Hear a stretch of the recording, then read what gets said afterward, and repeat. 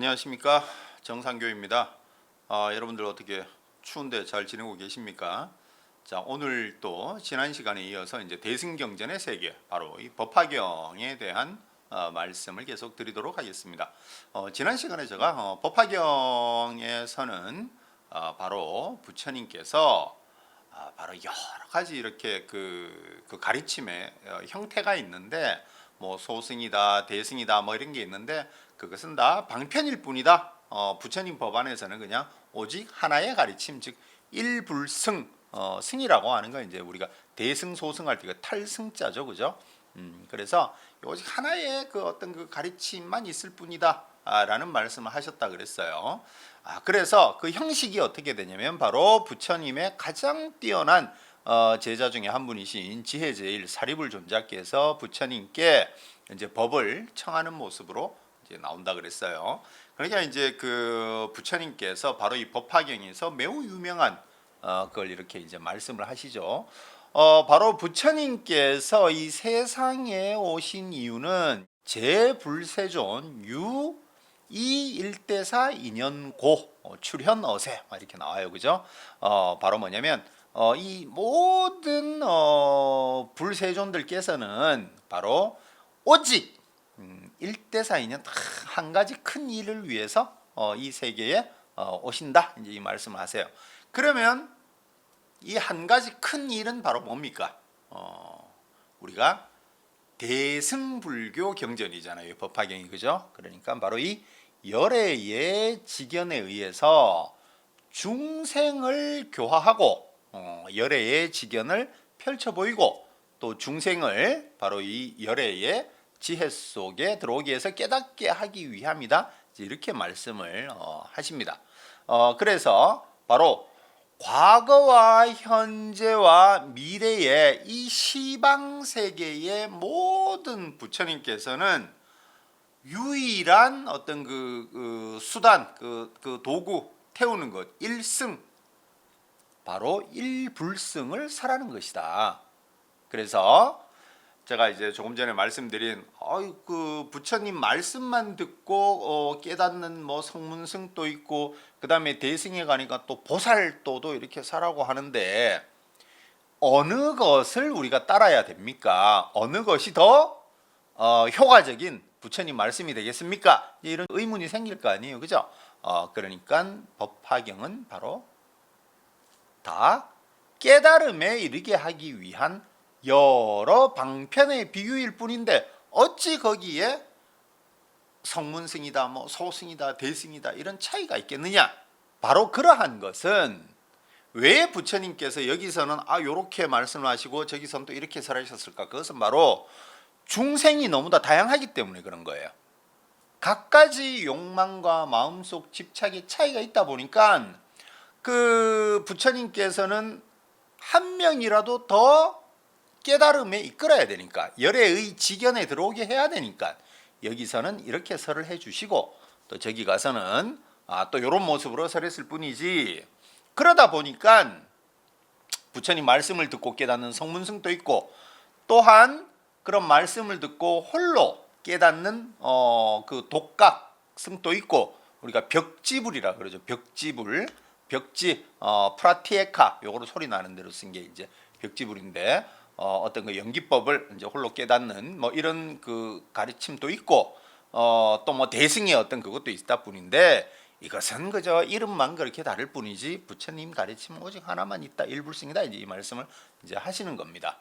그래서 이 설법을 듣는 모든 중생들은 다 바른 깨달음으로 갈 것이라는 거예요. 근데 여러분, 여기서도 이게 어떤 이제 또 그 얘기가 있냐면은, 제가 지난 시간에도 말씀드린 대로 이 대승 경전은 경전마다의 어떤 그 특별한 주제 의식이 있다 그랬잖아요, 그죠? 그것이 있고, 또 부처님께서 이 법화경을 설하실 때 많은 어떤 그 사람들이 5천의 어떤 그 권속들이 자리를 떴다 그랬잖아요, 그죠? 그러니까 부처님께서 뭐 저 인연이 안 되는 사람, 또 능력이 안 되는 사람은 자리를 떠도 좋다. 이것은 당시에 새로운 불교 운동을 일으킨 이 대승을 받아들이지 못하는 사람들이 존재했음을 보여주는 겁니다. 그러면 이 대승은 새로 시작한 불교 운동이니만큼 기존 불교도를 또 어떻게 포섭하느냐도 매우 중요한 문제였겠죠, 그죠? 그러니까 뭐라 그럽니까? 우리 대승 이름이 그렇게 다를 뿐이지만 결국은 이제까지 불교도들이 들어왔던 그런 어떤 부처님 말씀이라고 들어왔던 거하고 이거하고는 이름만 다를 뿐이야. 펼쳐보면 다 똑같아라고 얘기를 해야 될 수밖에 없겠죠, 그죠? 그래서 이 대승경전에서는 그런 전략이 또 들어있는 거예요. 그래서 또 이제 그 법화경에서는 뭐라 그러냐면, 따라서 나의 제자라고 하면서 스스로 아라한이다, 벽지불이다, 즉 소승의 어떤 깨달음의 어떤 그 위치까지만 그 한정 짓지 말아라. 그때 부처님께서 물론 이제 어떤 경전을 보면 아라한이 되어야 된다, 뭐 벽지불도 있다 이런 말씀하신 것은 방편일 뿐이다. 부처님의 진의는 계속 말씀드리지만 하나의 그 어떤 술의 일불승만 있을 뿐이다. 이제 이렇게 얘기를 하시는 겁니다.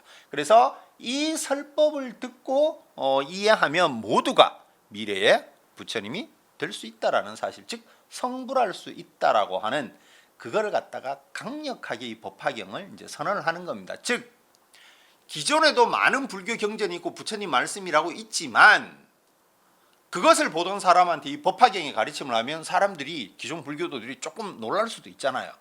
그러면 이 법화경의 말씀을 들어도 너희들이 깨달음으로 가는 데는 하등의 문제가 없다라고 하는 그 확신을 법화경이 계속 줄 수밖에 없겠죠.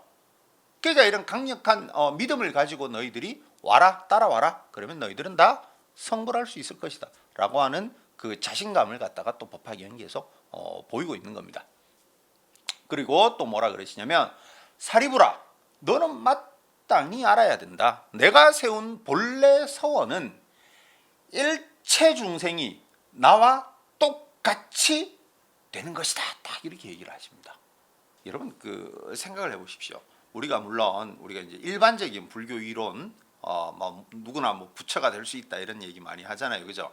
그런데 부처님을 그 고타마 부타께서 계실 때 그 앞에 제자들이 너희들 똑같은 부처가 될 수 있다 이랬을 때, 그때하고 그 제자들이 그 얘기를 직접 들으면서 저도 부처님하고 뭐 같은 수준이 됩니다, 뭐 당연히 그래 될 수 있겠지만 그렇게 얘기하기가 쉽지 않았겠죠. 그러니까 그 바로 뒤에 후대에서는 아라한, 뭐 벽지불, 우리 요 정도까지 갈 수 있습니다 이렇게 해놓은 걸 대승경전에서는 아니다, 똑같은 이 붓다의 위치까지 너희들이 올 수 있다라고 좀 더 강하게 얘기를 하는 겁니다. 그래서 그러한 깨달음을 가능하게 하는 이 구제자로서 붓다의 역할이 매우 강조되는 게 바로 이 대승불교, 대승경전의 특징이라고 할 수 있습니다. 자, 그러면 이 법화경의 대표적인 사상이라고 할 수 있는 이 일불승, 오직 하나의 그 부처님 가르침이다. 이것이 제가 이제 자주 말씀드리지만 이 인도 불교가 전혀 언어와 사상과 문화가 다른 중국으로 이렇게 전해졌다 그랬잖아요, 그죠? 그런데 이 일불승 사상은 중국 불교가 전개되는 데 있어서도 중국의 불교도들에게도 아주 큰 어떤 영향을 미치게 됩니다. 어디서 이게 나타나냐면, 여러분 교상판석이라고 들어보셨죠? 줄여서 이거를 교판이라고 그래요. 교상. 이게 뭐냐면은 부처님 가르침의 어떤 그 특징, 교상을 판별하고 해석한다는 뜻이에요. 교상 판별은 무슨 말이냐면, 인도에서 성립된 불교가 중국으로 전해질 때 그 인도에서 경전이, 이 경전이 먼저 생기고 그 다음에 이 경전, 그 다음에 이런 논서가 생기고 이렇게 순서대로 쭉 생긴 게 순서대로 중국에 착착 전해져서 중국 불교도들이 이게 제일 먼저 만들어진 경전이군요. 그리고 요 논서는 언제 만들어진 거군요. 정확하게 그 무슨 그 라벨이 딱 붙어서 들어오나요? 아니죠. 제가 지난 시간에 말씀드린 대로 그저 인도나 중앙아시아 스님들이 들어가면서 전해진 경전 순서대로 중국인들이 불교를 이해할 수밖에 없잖아요, 그죠?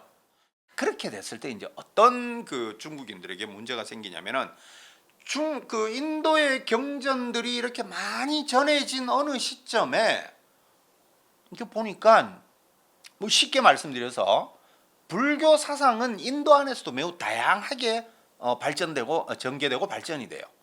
아주 간단하게 말씀드리면 불교 사상을 우리가 흔히 유와 무의 대립이다 뭐 이렇게도 얘기를 합니다. 아주 간단하게 말씀드리면 있을 유자 뭐 없을 무자 이렇게 써서 우리가 반야경을 펼치면 뭐가 나와요? 공이 나오잖아요.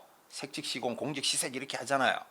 그런데 또 우리가 많이 알고 있는 모두가 부처가 될 수 있다. 네 안에 부처의 씨앗이 들어있다.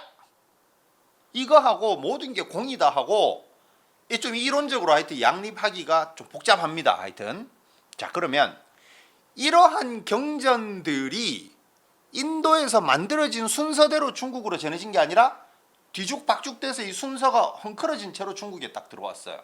그럼 어느 날 이러한 경전이 한참 많이 들어왔을 때 중국인들이 봤을 때 부처님께서 어떨 때는 어떤 경전 보니까 뭐 고진멸도도 다 공이다 그러시고 뭐도 다 공이다 그러시고 또 뭐 어떤 데는 보니까 어떤 뭐 심오한 우리 안에 어떤 깊이 깊은 어떤 그 무의식의 세계가 있어가지고 그것이 또 어떻게 막 윤회에 관여한다 그러고 아니 또 내 안에는 불변하는 또 불성이 있다 그러고 뭐가 부처님 진짜 말씀이지? 헷갈리죠? 그러면 자 법화경에서 금방 뭐를 설했다 그랬어요? 일불성. 그것은 다 이름이 다를 뿐이지 부처님 가르침은 하나로서 다 수렴할 수 있다 그랬죠 법화경에서. 그러니까 이 일불성의 어떤 그 아이디어를 가지고 중국의 위대한 스님들께서 어떻게 이걸 이제 정리를 하냐면 부처님 말씀의 특징별로 그거를 갖다가 시기별로 이렇게 딱 정리를 합니다. 이걸 가장 유명하신 분이 바로 여러분 그 천태종 화엄종 들어보셨죠? 제가 지난 시간에 화엄종은 우리나라 이제 의상대사께서 중국에 가셔가지고 배우고 돌아오셔가지고 화엄종을 이제 해동 화엄종을 펼치셨고 그리고 중국에서 또 이제 천태지의 대사라고 하시는 분이 바로 이 천태종이라고 하는 종파를 이렇게 만드십니다. 근데 이 천태종을 만드신 천태지의 대사 어마어마한 뭐 천재신데 이분의 교상 판석이 매우 유명해요.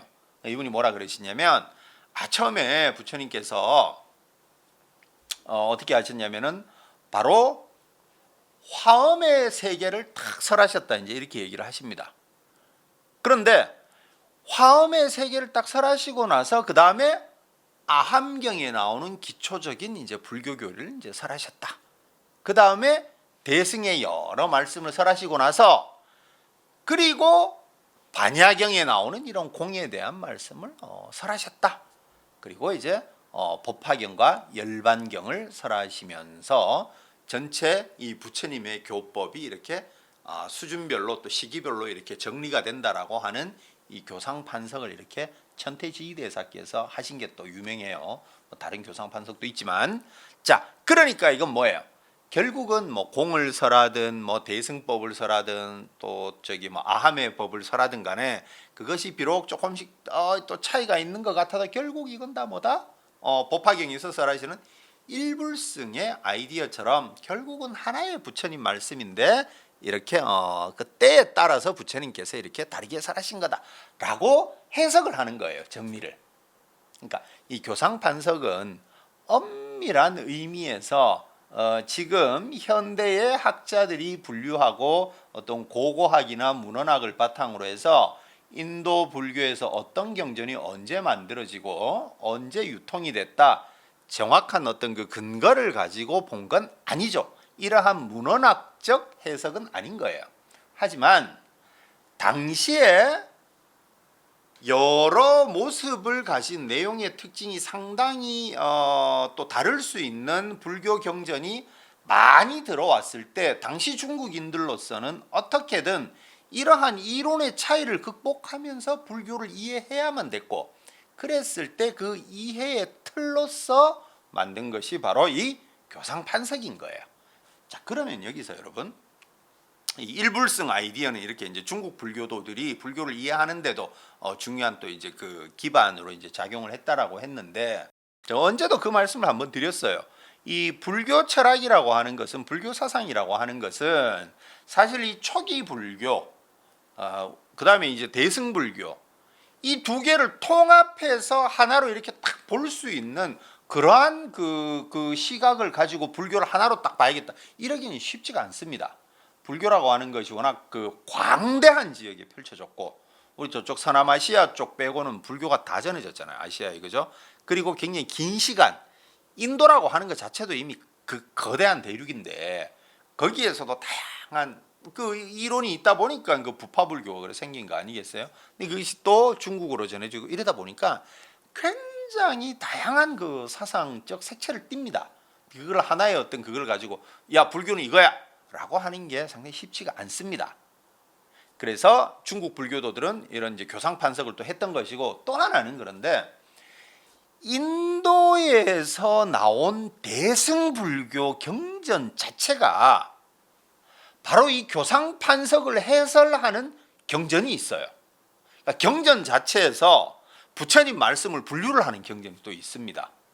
근데 이것은 다 뭐냐면 그만큼 불교의 교설이 이미 그때도 매우 다양했다라는 거예요. 그러니까 법화경도 지금 일불성을 계속 설하시는 이유도 그 다양성을 어떻게 하나로 이렇게 수렴할까의 문제잖아요. 그죠?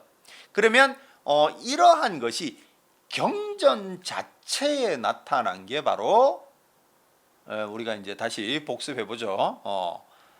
복습할 거 없이 뭐 다 알고 계시겠지만 바로 이 대승불교의 양대 학파가 바로 중관학파, 공을 얘기하는 중관학파와 유식학파라 그랬죠. 그죠? 그러니까 이 유식학파가 소위 경전으로 삼는 것이 바로 해심밀경이라고 제가 몇 번 말씀을 드렸었어요. 이게 해심밀경, 이 해심밀경은 뭐 말 뜻대로 심오하고 비밀스러운 가르침을 해명하는 알려주는 경전이다. 이래 해심밀경인데, 이 경전에 바로 뭐가 있냐면은 금방 말씀드린 대로 이 해심밀경 단계만 돼서도 이미 불교에는 많은 어떤 그 사상적인 특징들이 있었을 때였어요. 그러니까 이 경전에서는 바로 이제 뭐를 이제 얘기를 하시냐면, 부처님의 가르침에는 세 가지 때가 있다. 첫 번째는 소승을 위해서 사성제 등을 펼치시는데, 그것은 아직 완전한 가르침은 아니다. 그래서 이걸 뭐라 그러냐면 미료의라고 해요. 우리가 완료하다 할 때 요자 있죠. 아직 완성된 가르침은 아니다 이거예요. 미료의. 그리고 이제 두 번째 시에서는 부처님께서는 대승을 위해서 바로 저 반야경이나 중간파들이 얘기하는 일체 계공을 설했다 이제 이러세요. 모든 게 공이다 이제 이런 얘기가 많이 나오잖아요. 그죠? 그 또한 미료의 단계다 이제 이렇게 얘기를 합니다. 그러면 마지막 완성된 단계는 뭐겠어요? 바로 이 해심밀경이 설하시는 이것이야말로 가장 완성된 단계다 이제 이렇게 가겠죠. 그죠? 그러니까 이 해심밀경은 우리가 이제 유식학파에서도 매우 중요한 경전인데 참고로 매우 어렵습니다. 근데 이건 아주 재미있는 게 경전 안에서 바로 그 교상 판석에 대한 말씀을 하신다는 거예요. 제가 지난 시간에도 말씀드렸지만 대승경전은 어쨌든 뒤에 나온 불교 운동을 뒷받침하는 게 대승경전이었기 때문에 이 대승경전은 특정 주제를 갖다가 그 경전마다 가지고 있는 거예요. 자, 그러면 다시 이제 법화경으로 이제 얘기를 우리가 돌아와서 보면 바로 이제 이 사리불이 사리불 존자께서 깨달음을 얻게 된다는 수기를 이제 받게 됩니다. 그런데 여전히 이를 갖다가 이해하지 못하는 많은 소승의 집단들이 있는 거예요. 즉 성문승들이 이제 있는 거예요. 그러니까 부처님께서 바로 여기서 비유를 들어가지고 그걸 이제 설해 주시는 거예요. 왜 일불승인가 하는 것을. 비유를 들어서 설해 주십니다. 그러니까 여기를 봐도 당시에 아직 이 대승불교 이 법화경에서 설하는 걸 받아들이고 이해하지 못하고 의문을 품는 사람들이 많았고, 그것을 어떤 방식으로든지 계속해서 설득해서 포섭하려고 하는 것이 이 법화경 내용 안에 이제 들어가 있는 거예요, 이게. 근데 우리는 단지 이거를 이제 이 비유를 통해서만 보니까 불교 경전에 나오는 그냥 재밌는 이야기 정도로 보는데, 바로 여기서 유명한 비유가 바로 그거 뭡니까? 삼거화택의 비유가 있죠, 그죠? 그건 바로 뭡니까? 양이 끄는 수레, 그다음에 사슴이 끄는 수레, 소가 끄는 수레, 뭐 요런 비유가 있어요. 이건 뭐 많이 들어보셨을 텐데, 어디에 굉장한 또 이 장자, 또 부호가 있었어요. 이 장자는 슈레스틴이라고 하는 이 장자는 제가 이제 자주 말씀드렸지만 이 대승불교를 뒷받침했던 이 외호 세력이었던 바로 이 대상인들의 어떤 그 그룹을 갖다가 얘기를 합니다. 그래서 이 대승 그 장자들이 아주 자주 이제 그 나오고요. 근데 이 집에 불이 났어요. 근데 불이 나니까 어떻게 돼요? 장자에게는 아들들이 많이 있었는데 이 아들들이 노는데 정신이 팔려가지고 이 불난 집에서 나올 생각을 안 하는 거예요. 그러니까 이 아버지가 이 장자가 어떻게 생각하냐면, 그러면 내가 이 아들들한테 양이 끄는 수레, 사슴이 끄는 수레, 소가 끄는 수레가 있다고 하고, 여기에 각각 아들들이 좋아하는 뭐 장난감이나 뭐 어떤 그 물건들을 갖다가 가득 실어 놓았다고 얘기를 이제 하면은 이 아들들이 그제서야 그것을 가지고 싶어서 뛰쳐나왔다는 거죠, 그죠? 그 이제 나오니까 이 장자가 뭐라 그러냐면, 나는 뭐 원래 어마어마한 재산이 있으니까 이 사랑하는 아들들에게, 여러분 상식적으로 양이 끄는 수레, 소위 말해서 경차, 중형차, 대형차. 그런데 다 이제 그 자식을 키워 보신 분들은 아시겠지만 자식들은 다 사랑스럽잖아요. 그렇게 이제 말은 그렇게 했지만 실제로 그래 나오니까 너무 기뻐서 어차피 재산도 많고 다 대형차로 탁 아버지가 대형차로 쐈다 이제 이 말이죠, 그죠? 어차피 사랑하는 자식들이고 하니까. 그러면서 이제 이 경전에서는 뭐라 그러시냐면, 사리부라, 내가 처음에 경차, 중형차, 대형차, 양, 사슴, 뭐 소가 끄는 수레가 있다라고 한 것을 이걸 거짓이라고 할 수 있겠니? 허망한 이야기라고 할 수 있겠니? 그러니까 사리불이 아닙니다. 그것은 바로 불타는 집에서 아들을 구하기 위한 방편이지 그게 어째서 거짓말일 수 있겠습니까? 사리불이 직접 이렇게 얘기를 합니다. 그러니까 부처님께서, 그래, 내가 이 중생들을 보니까 이 중생들이 흡사 불타고 있는 집에서, 근데 그게 불타고 있는 줄도 모르고 자기를 곧 위험하게 할 줄도 모르고 바로 이 생로병사에 괴로워하고 우비고뇌의 불에 타고 있고, 걱정과 슬픔과 고뇌의 불에 타고 있으면 있고, 또 뭐예요? 사랑하는 사람과 헤어져야 되고. 여러분, 사랑하는 사람과 헤어지는 것 중에 제일 괴로운 게 뭐예요? 저를 키워주고 저의 생명을 주신 부모님과 누구나 다 또 헤어져야 되잖아요. 그것만 있나요? 자식을 먼저 보내는 경우도 있고, 그래 되면 살아도 산 목숨이겠습니까? 그게. 근데 그게 우리 중생들의 삶에는 비일비재하잖아요. 그거 얼마나 고통스러워요, 그죠? 그것뿐인가요? 나 진짜 저 사람은 정말 두 번 다시 보고 싶지 않아. 라고 하는 사람들 여러분 직장에 가면 다 있죠? 싫어하는 사람을 또 만나야 되는 그 고통이 또 어마어마한 거예요. 그 법화경에 보면 그대로 되어 있습니다. 그러한 고통을 다 겪고 있더라, 이 중생들이. 그러면 이들을 구원을 해야 되는데 이 중생들은 그 괴로운 그 불타는 집과 같이 그 괴로움 속에서도 그걸 모르고 있더라는 거예요.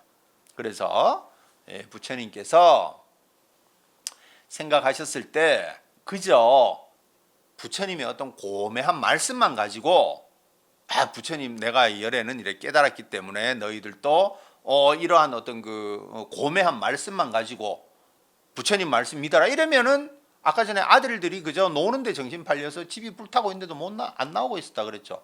그래서 부처님께서 그렇게 해서는 중생 제도가 되지 않더라. 그래서 열애는 뭐로? 방편으로서 불타는 집에서 저 아들들을 구하기 위해서 바로 작은 차, 중간 차, 큰 차, 즉 소승도 말씀하시고 대승도 말씀하셨다. 이제 이렇게 얘기를 하는 겁니다. 그런데 그것이 어찌 차별이 있겠느냐? 나왔을 때는 다 대승법 큰 차로 다 내가 아들들에게 쐈다, 선물했다. 이제 이렇게 나오죠, 그죠? 그러니까 하나의 가르침만 있다라고 하는 것을 이 그 법화경에서는 계속해서 강조를 하고 계십니다. 그래서 이제 그 어떤 중생이 예를 들어서 부처님 법을 듣고 혼자 이렇게 깨닫는다.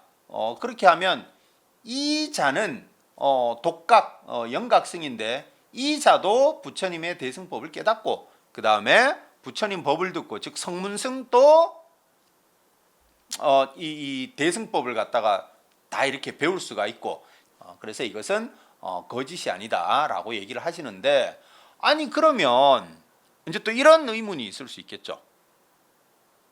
아니 그냥 처음부터 그렇게 좋은 걸 이렇게 주시면 되지 않겠습니까? 라고 했을 때 바로 아까 계속 말씀드린 그것은 법을 받아들이는 사람마다 그 능력의 차이가 있기 때문에 처음부터 그렇게 줄 수는 없고 조금씩 다른 모습으로 내가 이렇게 줬다라고 하는 걸 얘기하는 건데 여기서도 우리가 알 수 있는 것이 결국 이 대승경전은 초기 경전과는 어쨌든 다른 스탠스를 가지고 있고 다른 특징이 있다는 걸 계속 얘기를 하는 겁니다.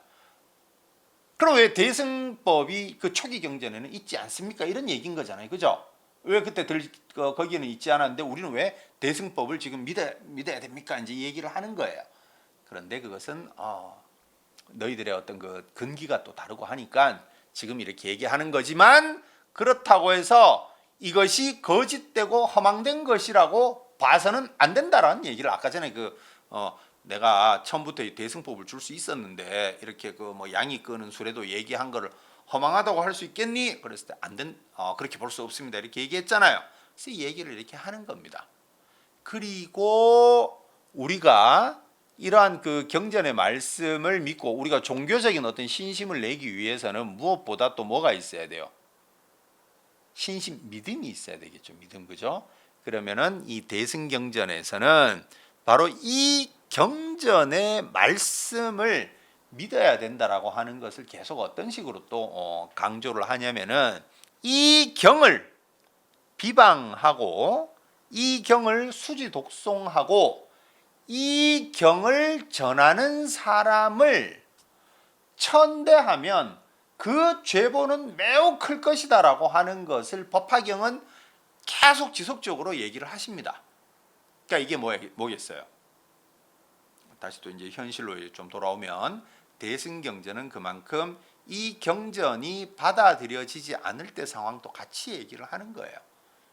이러이러기 때문에 대승경전을 믿어야 되고 그리고 대승경전을 비방할 때는 그러한 죄보가 따를 것이다라고 하는 것을 갖다가 계속 이제 얘기를 하시는 겁니다.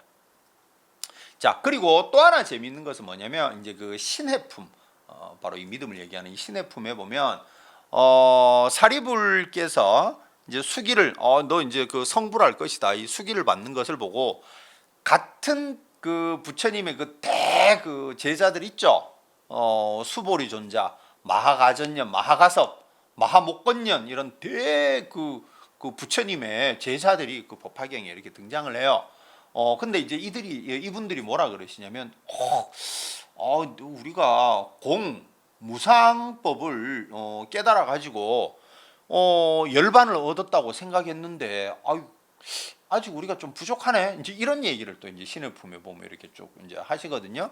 여기서는 우리가 또 뭘 읽을 수 있냐면은, 제가 이제 아까 전에도 말씀드렸지만 이 불교, 특히 대승불교의 사상은 매우 다양하다 그랬어요. 하나의 어떤 그 틀로서 이렇게 딱 이해하기가 쉽지 않다 그랬어요.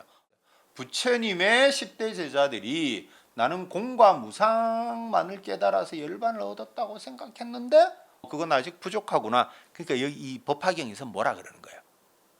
공성만 가지고는 그건 조금 부족할 수 있다라는 얘기를 지금 여기서 하는 겁니다. 여러분 아까 전에 제가 무슨 말씀드렸습니까? 바로 그 교상 판석에서도 바로 이 공에 대한 얘기는 요 단계고, 그 다음에 또 유식에 대한 얘기는 그거보다 조금 높은 단계다. 뭐 이런 식으로 또 교상 판석 해석의 차이가 또 있다 그랬잖아요, 그죠? 그러니까 여기서도 이 10대 제자들께서 공성만을 내가 깨달아서 다 알 줄 알았는데 그걸로 좀 부족하더라.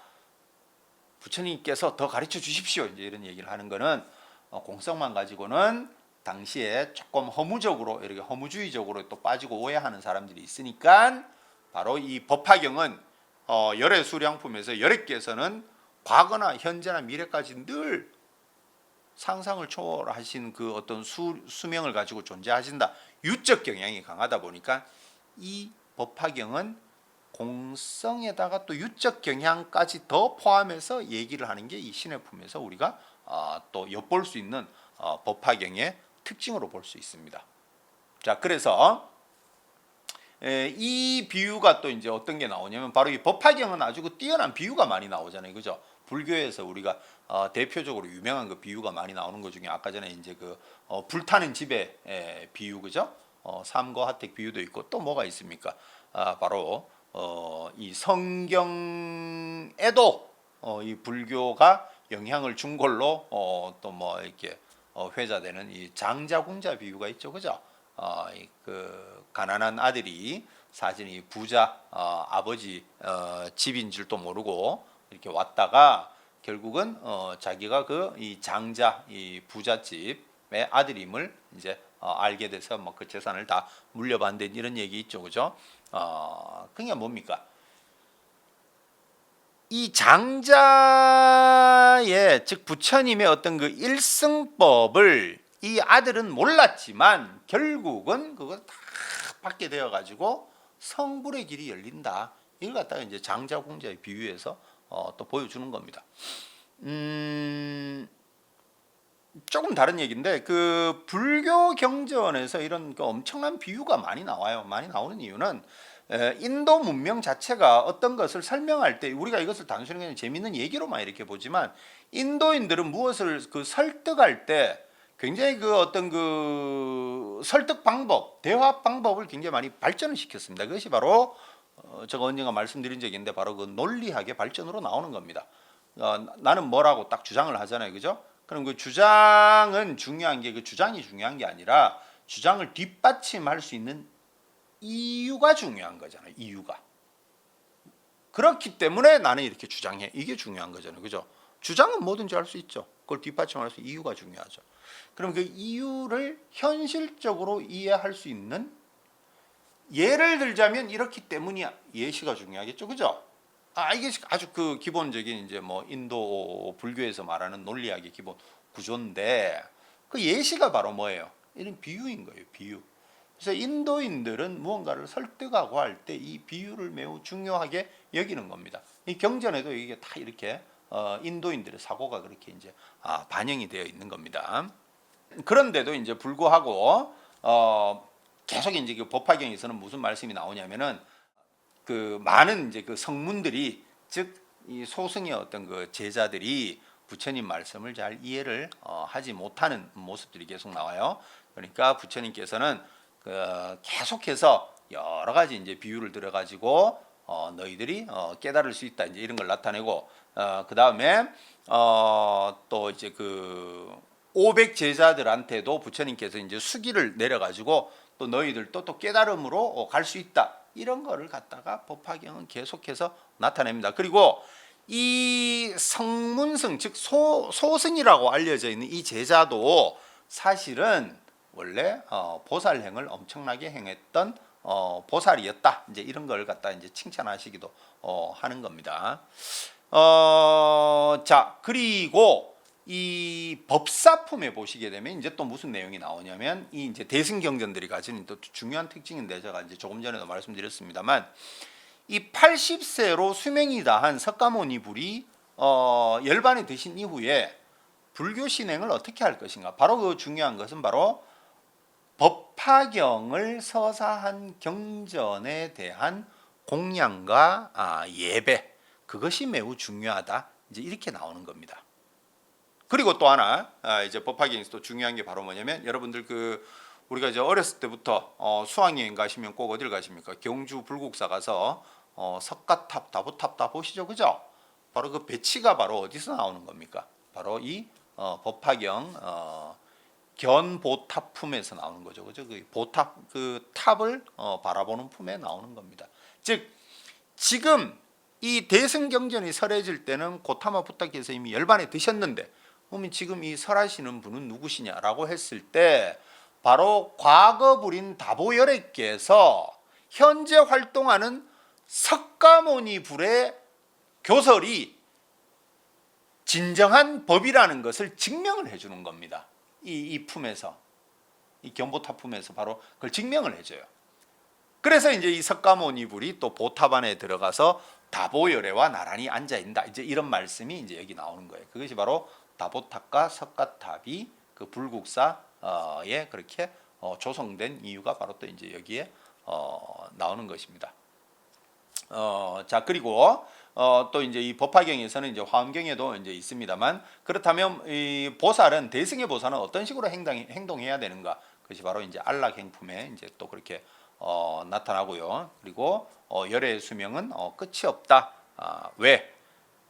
부처님께서 옆에 있으니까 이 제자들이 중생들이 용한 그 의원이 옆에 있으니까 이 자기 몸을 생활을 자기가 이제 뭐 술도 끊고 운동도 하고 이래야 되는데 병만 나면 뭐 의사가 옆에 있으니까 고치면 되지 뭐 이래서 게을러지더라. 그래서 부처님께 방편으로서 부처님께서 열반에 드시는 모습을 보였을 뿐이다. 하지만 부처님의 원래 수명은 한량없다. 열애 수량품에서 이제 또 그런 거를 또 이제 보여주고 있는 것이죠, 그죠? 그래서 이 법화경은 이제 좀 정리를 해서 말씀을 드리면 법화경에서는 뭐 성문승이다, 영각승이다, 독각승이다, 보살승이다. 이 대승경전이 나왔을 때 이런 여러 가지 가르침이 이제 이렇게 있는 거예요. 그런데 사람들이 헷갈려. 뭐가 진짜입니까? 그랬을 때 이 법화경은 다 진짜야. 양이 끄는 수레, 사슴이 끄는 수레, 소가 끄는 수레, 방편일 뿐이야. 나는 이 열애는 너희들에게 그저 제일 큰 것만이 주고 싶을 뿐이야.